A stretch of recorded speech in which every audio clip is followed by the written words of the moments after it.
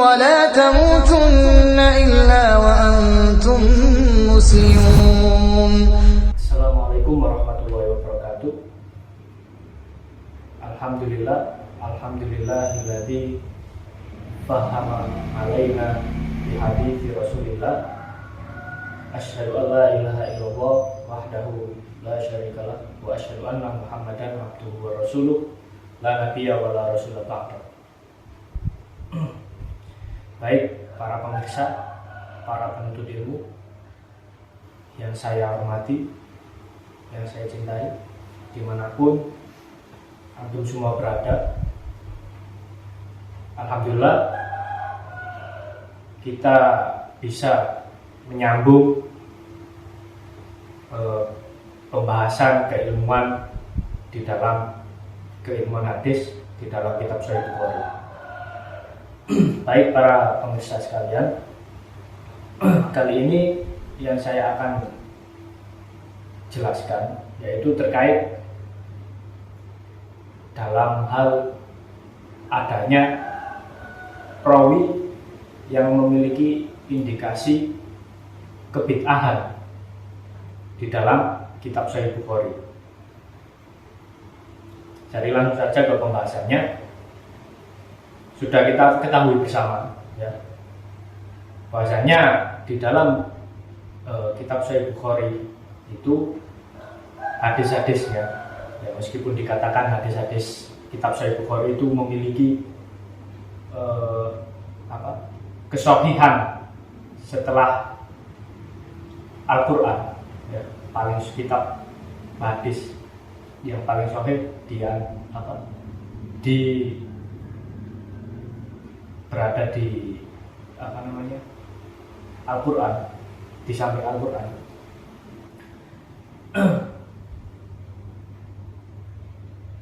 Kitab di dalamnya mengandung perawi-perawi yang mengalami masalah. Jadi bisa dikatakan bahwasannya meskipun hadis di dalam kitab Sahih Bukhari ini memiliki kesohihan, tapi sanad-sanadnya itu mengandung banyak misteri. Ya, misalnya saja yang kemarin saya bahas, bahwasanya ada perawi-perawi yang dhaif, kemudian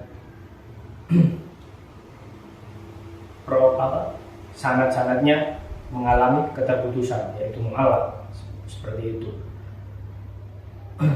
Jadi kali ini ya kita akan masuk pembahasan perawi bid'ah di dalam kitab Sahih Bukhari. Nah, sebelum kita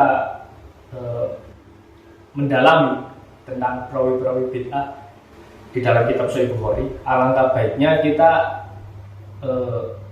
jelaskan terlebih dahulu. Akan kita jelaskan terlebih dahulu terkait definisi bid'ah itu sendiri seperti apa.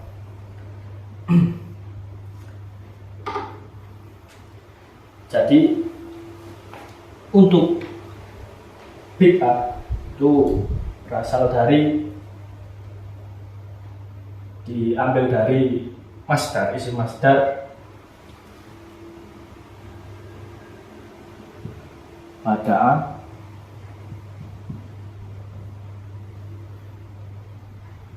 yabda'u bad'an atau bid'an.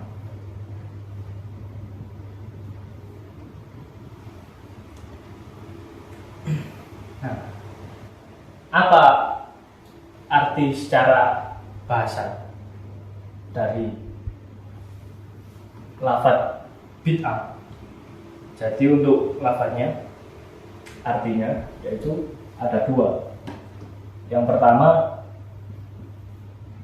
al-inqita',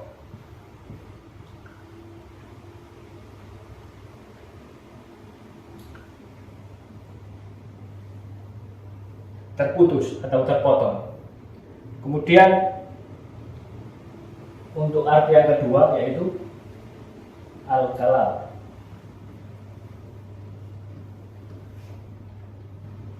Al-kalal. Al-inqita wal kalal. Nah, al-kalal ini artinya tumpul. Jadi al-inqita terputus, terpotong.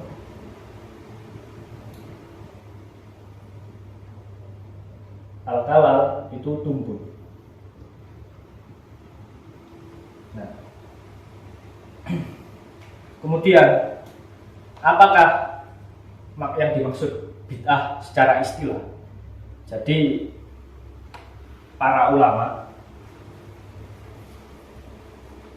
terkhusus para ulama ahli kalam atau ahli tauhid, kemudian juga ulama usul dan ulama fikih mendefinisikan bahwasanya bid'ah itu secara syarak, ya, bid'ah secara syarak itu kullu ma ahdatsa ba'da Rasul sallallahu alaihi wasallam mukhalifan li usuli syariah, yaitu setiap atau segala apa-apa yang ahdatsa ba'da Rasul, yang diada-adakan atau yang baru pertama kali diadakan setelah Rasul, maksudnya setelah wafatnya Rasul, mukhalifan li usuli syariah, dalam keadaan menyelisihi li usuli syariah, menyelisihi pokok-pokok syariat, seperti itu. Jadi definisi itu tadi definisi akidah secara syarak. Adapun terkait definisi akidah secara istilah menurut ulama hadis, nah itu berbeda. Karena yang didefinisikan ulama hadis tentang bid'ah ini itu berkaitan dengan akidah, berkaitan dengan keyakinan perawi hadis, seperti itu. Saya ambil di dalam kitab Hadis Syari, Muqaddimah Fathul Bari, karya Imam Ibnu Hajar.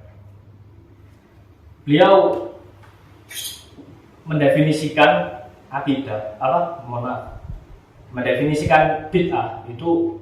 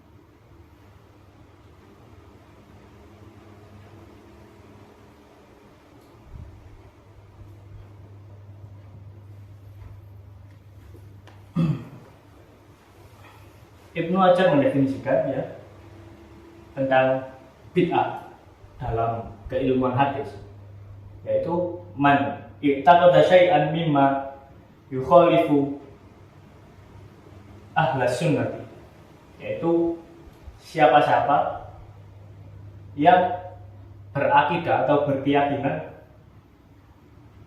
dari segala yang menyelisihi akidah ahlus sunnah. Jadi yang dimaksud bid'ah oleh ulama hadis yaitu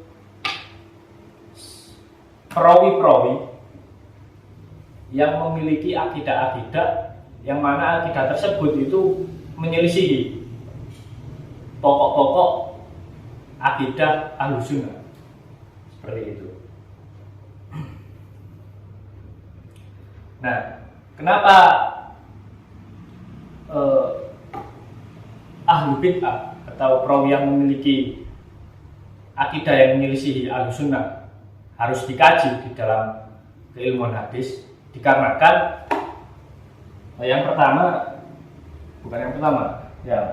yang paling penting itu adanya keterkaitan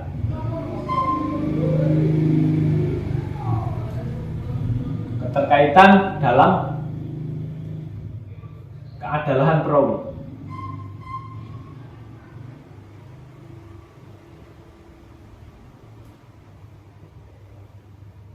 Ada keterkaitan dengan keadalan perawi. Dikarenakan apa?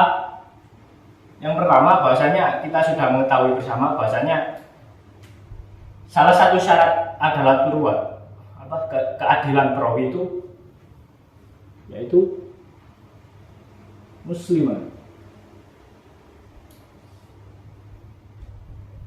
berakidah beragama Islam, otomatis akidahnya harus sesuai dengan petunjuk Al-Quran dan petunjuk Sunnah, petunjuk Nabi Muhammad SAW dan para sahabat-sahabat. Sehingga ketika seorang perawi yang memiliki akidah yang menyelisihi ahlu sunnah, maka hal syarat muslim itu akan menghilang dari diri perawi tersebut. Kemudian juga yang kedua, bahasanya kenapa kok harus dikaji kebid'ahan di dalam ilmu hadis, juga mencakup keadalan. Karena di dalam keadalan tersebut bahasanya seorang perawi itu harus terhindar dari maksiat,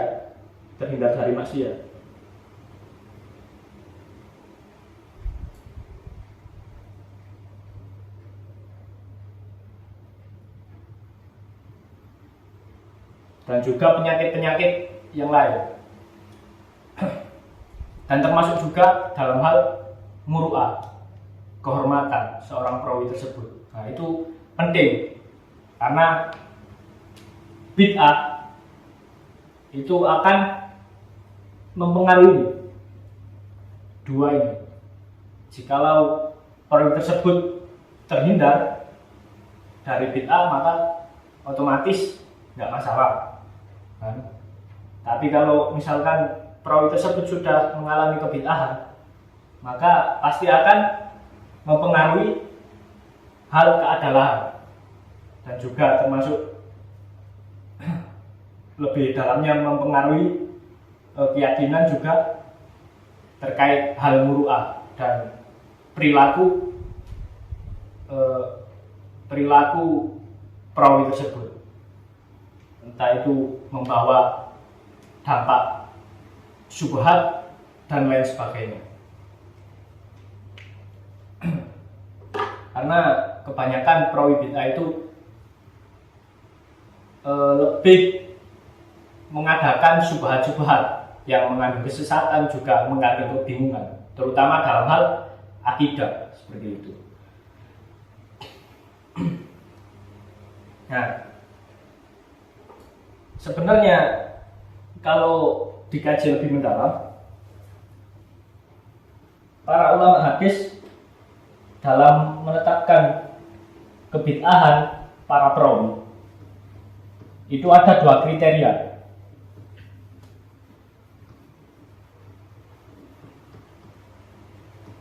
Ada dua kriteria.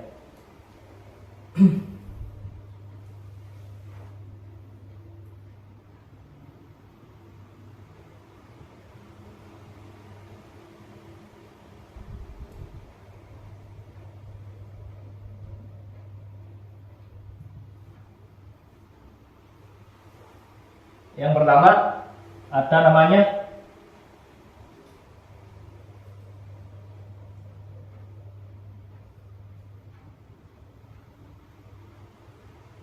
bid'atul mukaffar. Nah, kemudian yang kedua ada namanya al-bid'atu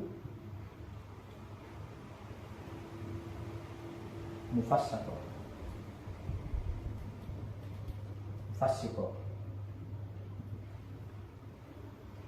Atau ghairul mukaffar.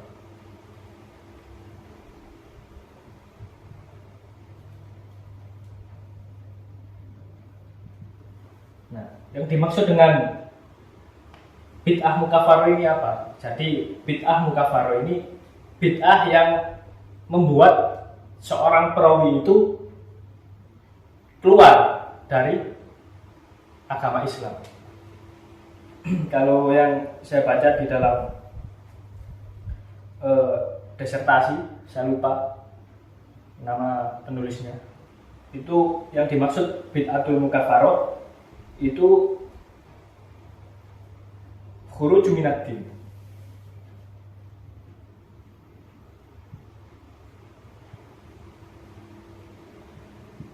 Yang mana pelakunya itu sudah dianggap keluar dari agama, sudah dianggap keluar dari Islam.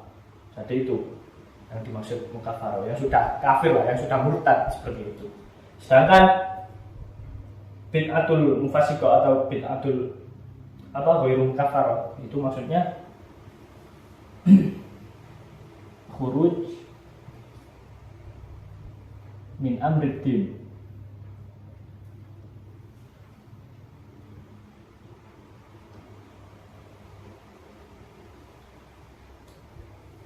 Keluar dari urusan agama. Maksudnya dia menyelisihi terkait urusan-urusan di dalam agama, akan tetapi belum sampai keluar ke Islam, belum sampai murtad seperti itu. Jadi ulama hadis mendefinisikan ada dua, yaitu bid'atul mukaffaroh dan juga bid'atul mufassiqah atau ghairu mukaffaroh seperti itu. Nah, kalau bid'atul mukaffaroh ini sudah sepakat para ulama ketika perawi tersebut memiliki bid'ah di dalam dirinya, secara murtad, sudah murtad, maka otomatis tertolak.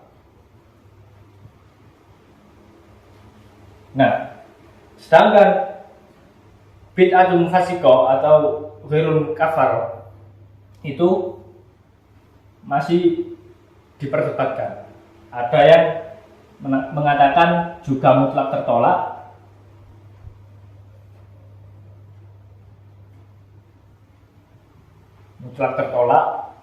contohnya Imam Malik, beliau berpendapat bahasanya semua bid'ah itu tertolak. Ada juga yang berpendapat bahasanya harus dipilah terlebih dahulu apakah mengandung kebid'ahan, mengandung kesesatan atau mengandung kedustaan atau syubhat-syubhat yang lainnya. Nah, ini harus dipilah dulu. Dipilah apakah betul-betul harus diteliti apakah perawi tersebut itu memiliki kecenderungan untuk bid'ah mukaffaroh atau bid'ah mufassiqah, harus dipilah-pilah seperti itu. Entah ini bid'ah mufassiqahnya ini sudah akan keluar, membuat perawi itu keluar dari Islam atau belum, seperti itu. Nah, dan ini termasuk yang dipendapatkan oleh Imam Syafi'i, Imam Malik,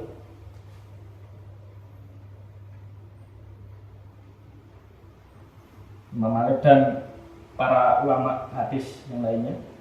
Juga yang harus dipilah ini Imam Syafi'i.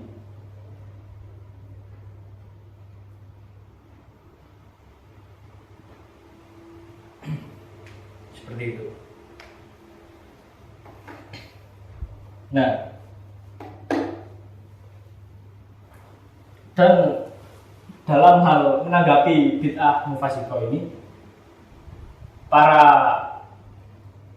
ulama hadis rata-rata kebanyakan memilih untuk pemilahan terlebih dahulu dalam menetapkan apakah perawi-perawi yang bid'ah mufassiqah ini diterima ataupun ditolak, seperti itu.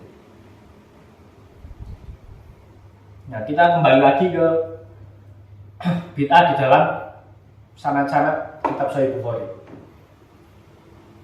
Jadi di dalam kitab Sahih Bukhari, di dalam hadisnya, dalam sanadnya itu terdapat berbagai macam perawi-perawi bid'ah. Saya meneliti di dalam kitab Hadisah di Muqaddimah Fathul Bari. Itu Ibnu Hajar menyebutkan ada sekitar kurang lebih 11 macam.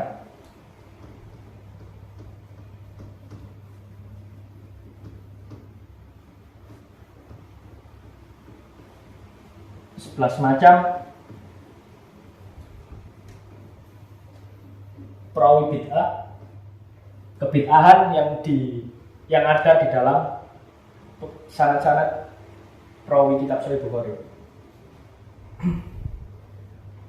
Yang pertama yaitu al-irja.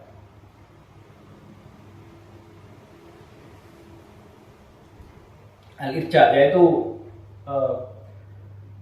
seseorang yang berakidah bahasanya iman itu cukup di lisan, nggak perlu amal, seperti itu. Nah, itu irja namanya. Kemudian ada at-tasayyuh.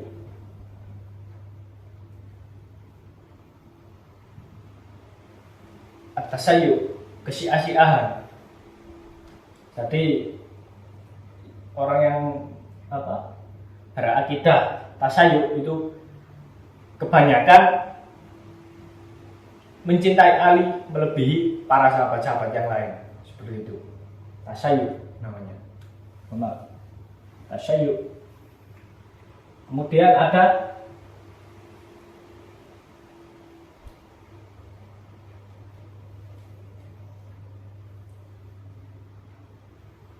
Ar-Rafidhi. Nah, Ar-Rafidhi ini juga cabang dari pretelannya at-tasayyuh, ya. Pretelannya at-tasayyuh. Pretelannya kesia-siahan. Malah Rafidho ini lebih sangat berlebih-lebihan dalam mencintai Ali, sehingga para orang yang berakidah Rafidho itu yang berlebih-lebihan, ya, cenderung lebih menuhankan Ali, lebih mengkafirkan para sahabat yang lain.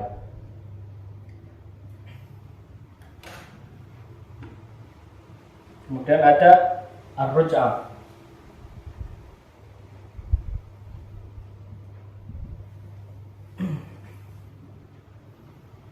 Jadi ar-ruj'ah ini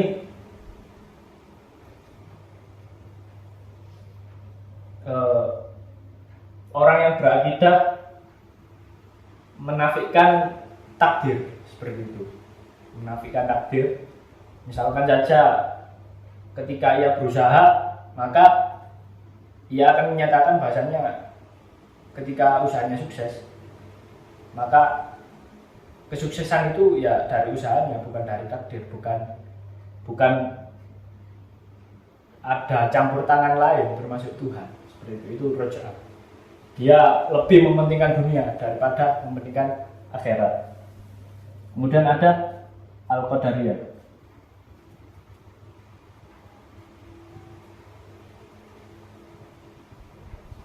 Nah, al-qadariyah ini kebalikan dari roja'ah. Sedangkan kalau ar-roja'ah ini lebih ke dunia, sedangkan al-qadariyah ini lebih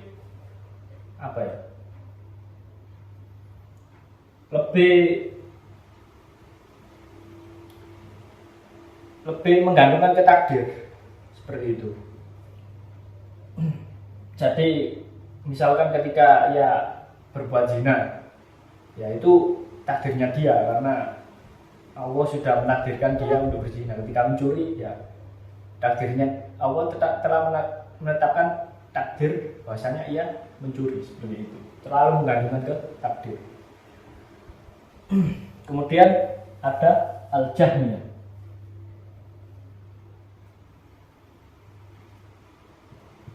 Al-Jahmiyah ini menafikan sifat-sifat Allah. Jadi orang yang berakidah bahasanya Allah itu tidak boleh disifati, karena kalau Allah disifati akan seperti makhluk, seperti itu.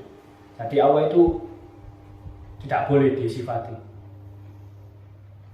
Kemudian ada An-Nasbu. An-Nasbu ini orang yang membenci Ali, sangat benci terhadap Ali. Sangat benci terhadap Ali, mengkafir-kafirkan Ali, menjelek-jelekan Ali. Jadi itu An-Nasbu. Kemudian ada Al-Khawarij. Ini yang terkenal ya. Al-Khawarij, orang yang suka berlebih-lebihan dalam mengkafirkan.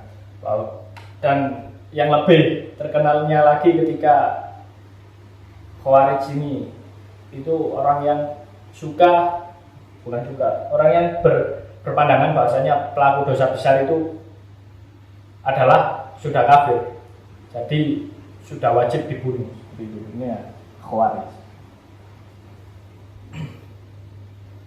Ada Al-Ibadiyah.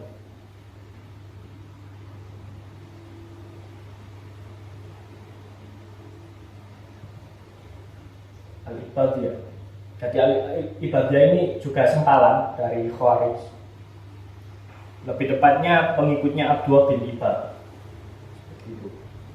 Kemudian ada Al-Qadiyah.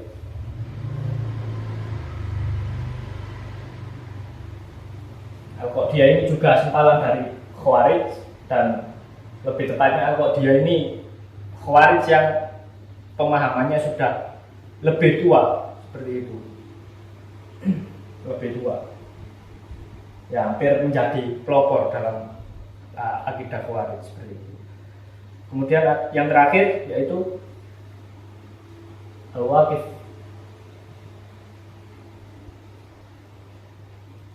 Al-Waqifu fil Quran.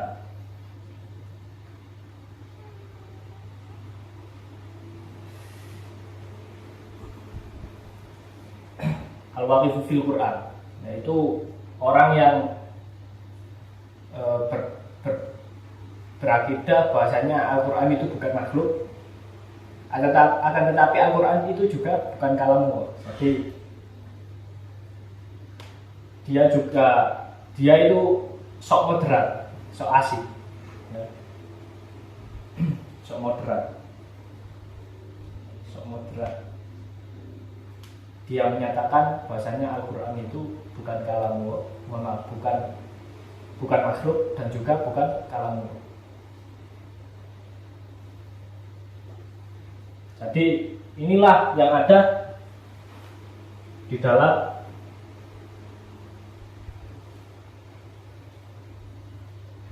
diri perawi-perawi yang ada di dalam sanad kitab Sahih Bukhari.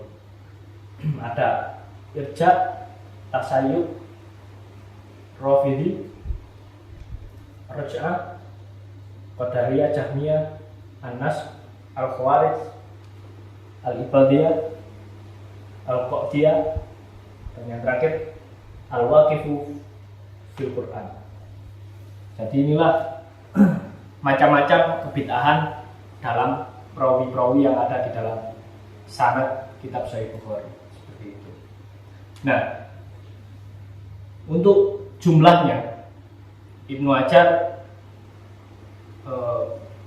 menyebutkan di dalam kitabnya Hadis Sari itu sekitar ada 69 perawi bid'ah.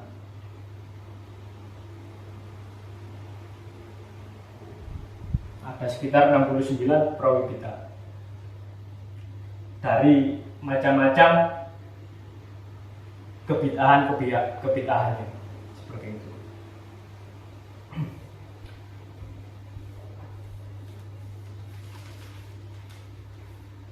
Adapun di dalam sanad kitab Sahih Bukhari, Imam Bukhari itu mencantumkan perawi-perawi bid'ah yang mana rata-rata perawi bid'ah tersebut itu hanya sekedar tertuduh bid'ah, seperti itu. Hanya sekedar tertuduh, tidak tidak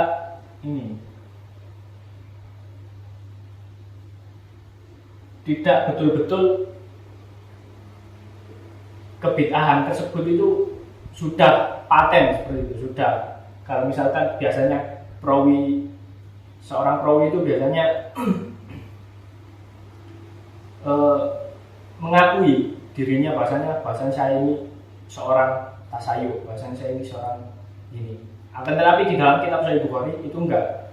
Kebid'ahan di dalam kitab Sahih Bukhari, perawi bid'ah di dalam kitab Sahih Bukhari itu rata-rata hanya sebatas komentar para ulama kritikus hadis, seperti itu. Biasanya yaro qadari muttaham bitasayyub, seperti itu.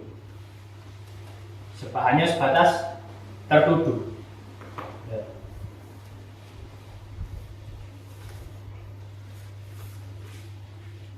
Untuk lebih jelasnya, kita coba akan saya contohkan adanya perawi bid'ah di dalam sanad hadis Sahih Bukhari.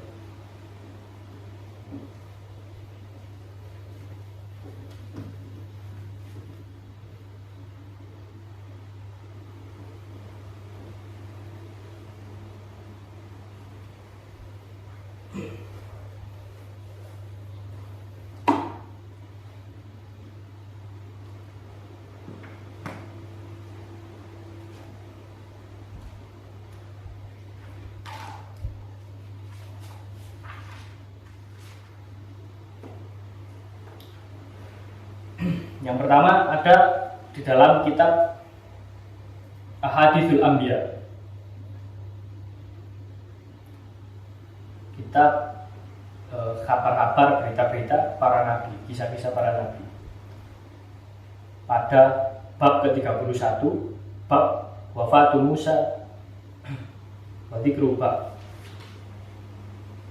wafatnya Musa dan penyebutan setelahnya. Pada hadis nomor 3410 saya bacakan. Haddatsana Musaddadun haddatsana Husain bin Numair an Husain bin Abdurrahmani an Sa'id bin Jubair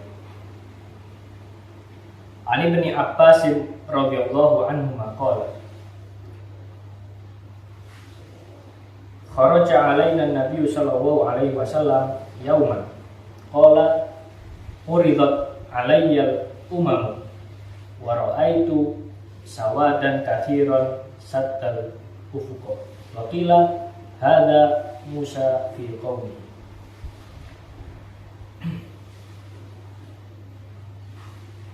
Hadis ini bercerita tentang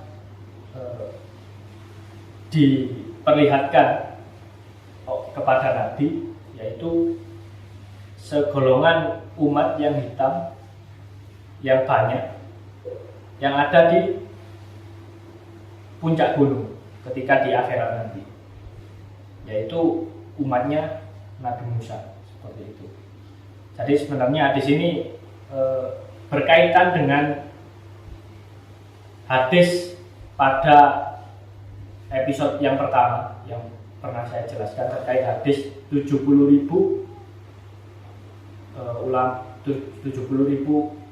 umat Nabi Muhammad masuk surga tanpa hisab dan tanpa azab, seperti itu.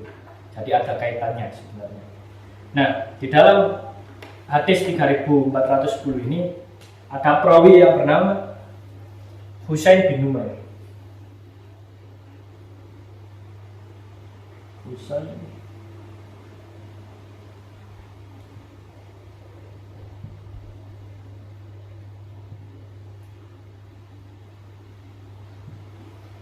Husain bin Numair. Nah,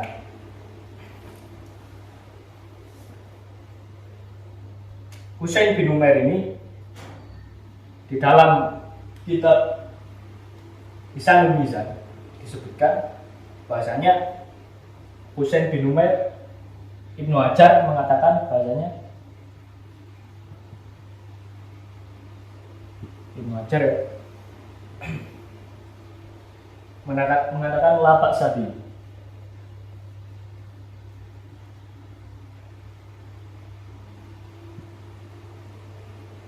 Lapak sabi tidak mengapa. Rumia bin Nasbi.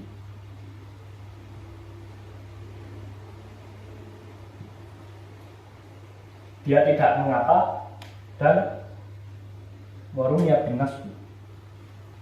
Dan ia tertuduh berakidah Nasbi, yang membenci Ali, seperti itu. Jadi di dalam hadis tersebut ada perawi bid'ah, yang mana perawi bid'ah ini tertuduh berakidah Nasbi. Nah, bagaimana dalam hal menyikapi perawi bid'ah ini, Husain bin Umair? Kita lihat terlebih dahulu bahasanya di dalam kitab Hadis Syari, saya kembali mengatakan di dalam kitab Hadis Syari, syarat diterimanya perawi bid'ah di dalam syarat Imam Bukhari itu apabila perawi bid'ah itu tidak mendakwahkan akidahnya dan tidak pula meriwayatkan hal-hal akidah. Nah, jadi kalau kita lihat di dalam sanad ini, hadis ini tidak menyangkut akan hal akidah, hanya menyangkut tentang kisah Nabi, seperti itu.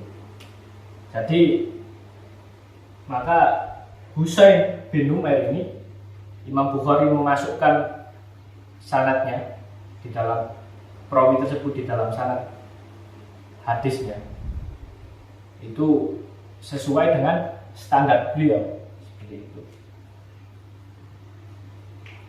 Kemudian saya berikan contoh lagi.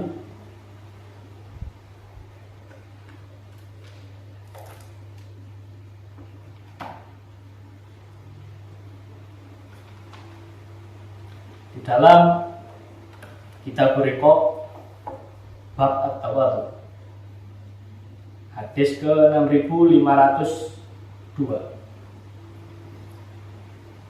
Haddatsani Muhammad bin Utsman bin Karamah, haddatsana Khalid bin Maslad, haddatsana Sulaiman bin Bilal, haddatsani Syariq bin Abdullah ibni Abi Nam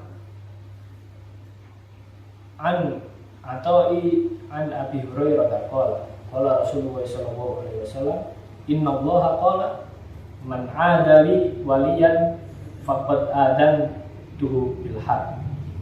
Jadi hadis ini saya bacakan sampai satu kalimat saja. Bahasanya hadis ini menunjukkan hadis qudsi.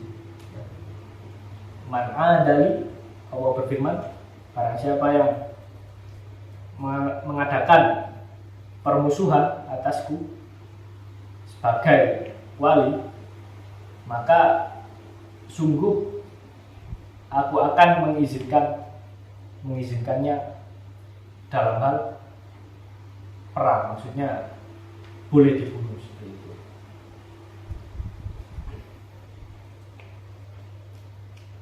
Jadi di dalam sanad hadis ini itu ada perawi yang bernama Syariq bin Abdullah bin Abi Numair.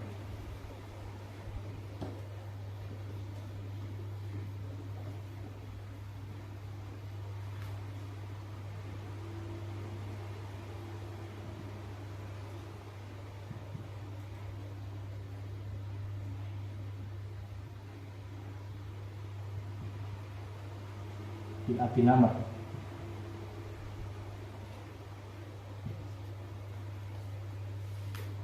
Syarif bin Abdillah bin Abi Namr. Di sini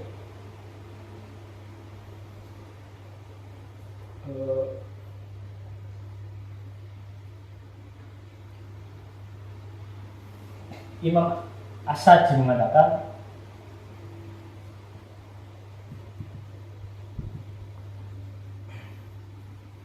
Yarul Qadari.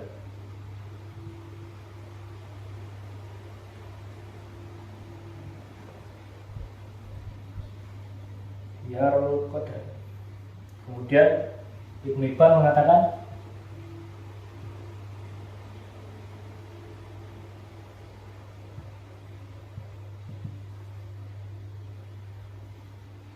Rubbama khata.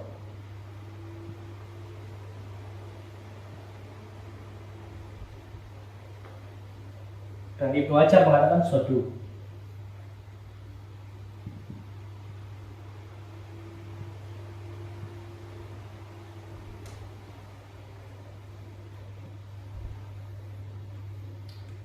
Jadi Syarif bin Abdillah bin Abi Namr itu dituduh oleh Imam As-Saji bahwasanya ia berpendapat berakidah Qadariyah. Nah, kemudian Ibnu Hibban mengatakan terkadang ia salah dalam meriwayatkan hadis. Dan Ibnu Hajar menyatakan bahwasanya dia itu soduq. Dalam mensikapi perawi ini, bahasanya para kritikus hadis selain 3 yang saya sebutkan ini, mereka lebih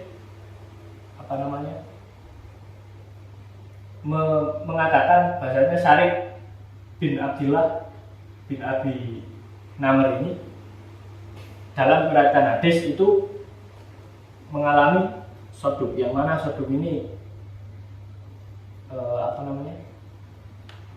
hadisnya masih periwayatannya masih bisa diterima seperti itu. Dan terkadang juga hanya sedikit mengalami kesalahan, rupa foto sedikit mengalami kesalahan. Dan untuk As-Saji sendiri ketika menuduh Syarif, perawi Syarif ini menuduh Qadariyah, dia tidak menyebutkan alasan apa-apa. Seperti itu. Dia tidak menyebutkan alasan apa-apa. Sehingga kalau di dalam syarat syarat penjar wa ta'dil itu seorang naqid, seorang kritikus itu salah satunya harus membawakan bukti. Seperti itu. Kalau terkait hafalan, memang para kritikus hadis menyatakan bahwasanya Syarif ini ada sedikit kelemahan di dalam hafalannya. Kebanyakan berpendapat seperti itu. Akan tetapi yang berpendapat bahwasanya dia adalah seorang Qadariyah hanya As-Saji dan juga tanpa membawa alasan, membawa bukti seperti itu. Jadi dalam hal ini Syarif masih bisa dipakai, maka dari itu Imam Bukhari mencantumkan Syarif ini dalam sanadnya seperti itu. Jadi para pemirsa, perlu digarisbawahi, yang perlu kita garis bawahi bahwasanya di dalam kitab Sahih Bukhari itu para perawi bid'ahnya itu hanya sebatas ghairul mukaffar. Dan yang mana ghairul mukaffarnya ini hanya sekedar tertuduh. Rumia birrafidhi misalkan, atau muttaham bil irja, seperti itu. Hanya sebatas tertuduh. Bukan sudah paten, sudah tetap bahasanya perawi tersebut mengandung kebid'ahan. Ya, contohnya yang saya sebutkan tadi dengan pengakuan perawi itu sendiri bahasanya dia berakidah Syiah, seperti itu misalnya. Nah, kemudian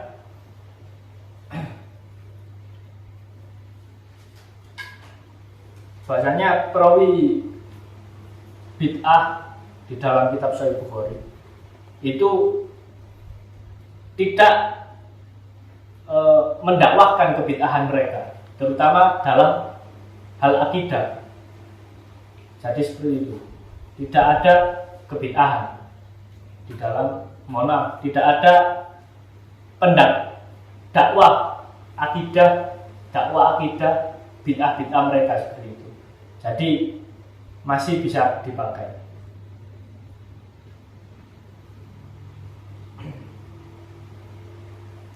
Dan yang paling banyak yang saya dapati dari beberapa hadis dalam sanad-sanad hadis di dalam kitab Sahih Bukhari, itu di dalam sanad-sanad Imam Bukhari, sanad-sanad hadis Imam Bukhari yang mengandung perawi-perawi bid'ah, ternyata di perawi-perawi bid'ah tersebut itu bid'ah, akan tetapi adil dalam meriwayatkan hadis. Ya mungkin ya itu tadi, karena tidak mendakwahkan, tapi dalam meriwayatkan mendakwakan akidahnya. Tapi dalam meriwayatkan hadis itu memang beliau dalam meriwayatkan hadis perawi tersebut adil. Jadi seperti itu. Jadi ada alasan mengapa Imam Bukhari yang notabene-nya ingin menyusun kitab hadis yang sahih kok memunculkan misteri seperti itu kan. Jadi kalau dikatakan Imam Bukhari belum tidak, istilahnya tidak, penyeleksiannya belum selesai atau masih ada kekurangan, maka ya tidak bisa diterima seperti itu. Dan sudah pasti bahasanya Imam Bukhari memiliki alasan-alasan tersendiri dalam mengapa kok ada dicantumkan perawi bid'ah, kenapa kok syaratnya mengandung keterputusan seperti itu. Ya, jadi kalau kita katakan Imam Bukhari itu menyelisihi syarat-syaratnya sendiri, maka itu tidak bisa kita jadikan alasan hal tersebut, karena Imam Bukhari itu sudah memberi garis-garis, memberi batasan-batasan bagaimana cara beliau untuk menyusun sanad-sanad yang ada perawi-perawi bid'ah tersebut, dan sanad-sanad yang terputus dan hal-hal misteri di dalam kitab Sahih Bukhari yang lainnya seperti itu. Dan masih banyak lagi sebenarnya, ya, termasuk ada mudallis seperti itu. Pasti Imam Bukhari ada alasan tersendiri, dan termasuk juga bahwasanya menunjukkan bahwasanya Imam Bukhari mengajarkan kita untuk harus terus belajar seperti itu, biar enggak monoton dikasih kitab sahih toh, jadi kita enak wis enggak perlu ngecek-ngecek, enggak seperti itu. Pasti Imam Bukhari insya Allah orangnya berpikiran bahasanya bagaimana beliau memberikan misteri-misteri di dalam kitab sahihnya ini, sehingga membuat kita untuk belajar seperti itu. Ya, kurang lebihnya seperti itu. Cukup dari saya. Bila ada salah kata dan salah istilah, saya minta maaf. Dan sampai ketemu di episode berikutnya. Jangan lupa di-share di dalam ilmu-ilmu di dalam channel Pemuda Persis Jawa Timur ini. Semoga bermanfaat. Cukup sekian. Assalamualaikum warahmatullahi wabarakatuh.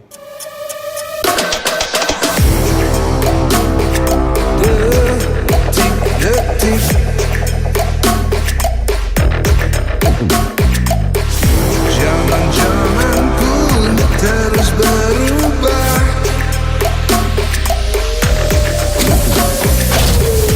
Takkan ada yang abadi.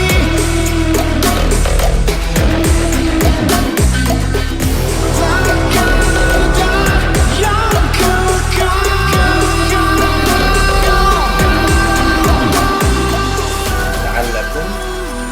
Imam Bukhari tidak menyebutkan sanadnya. Ilmu mantik ini adalah ilmu logika yang benar. Menurutlah ilmu dari buayan ibu kita sampai ke liang lahat. Itu baginya linnas bukan Umat Islam lil hayawan. mulai terlena dengan dunia sehingga kita sebagai seorang pemuda bisa bermanfaat. An-nasu laisal ilma kal bahaim.